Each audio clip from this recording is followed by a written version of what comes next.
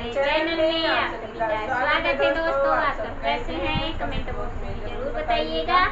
और दोस्तों आप सबके लिए एक बहुत ही सुंदर गाना लेके आए हैं। चुटकुला गाना है, नोक झोंक वाला है, सास ससुर के ऊपर है।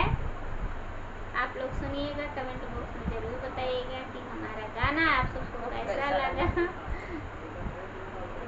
और दोस्तों आप सबसे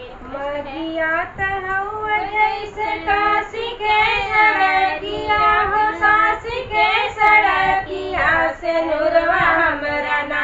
हे से नूरवा हमरा ना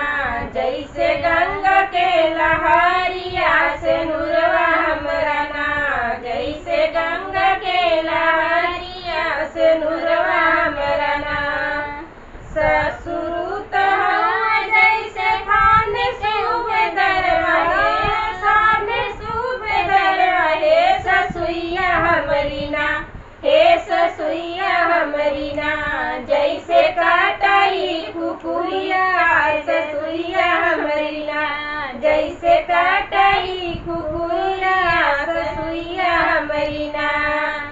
मागिया कहूँ जैसे काशी के सड़किया हो काशी के सड़किया से नूरवा हमरा ना हे से नूरवा हमरा ना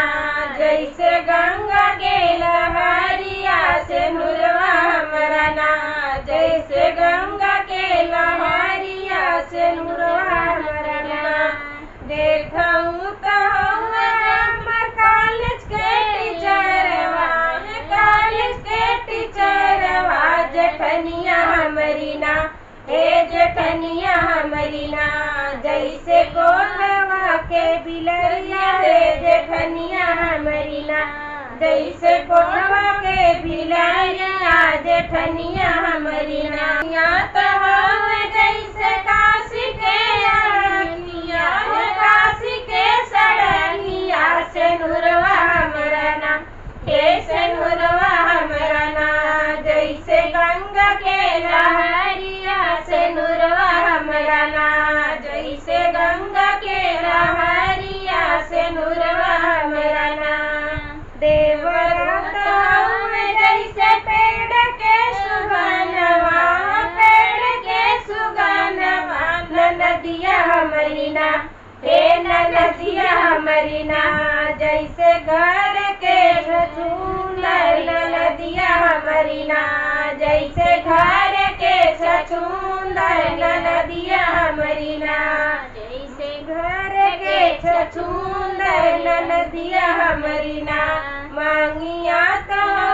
जैसे काशी के सड़किया काशी के सड़किया से नूरवा हमरा ना हे से नूरवा हमरा ना जैसे गंगा के लहरिया से नूरवा हमरा ना हे से नूरवा हमरा ना जैसे गंगा के लहरिया से नूरवा हमरा ना। हमारा गाना आप सबको कैसा लगा कमेंट बॉक्स में जरूर बताइएगा। मिलते हैं नए गाने के साथ नेक्स्ट वीडियो में, तब तक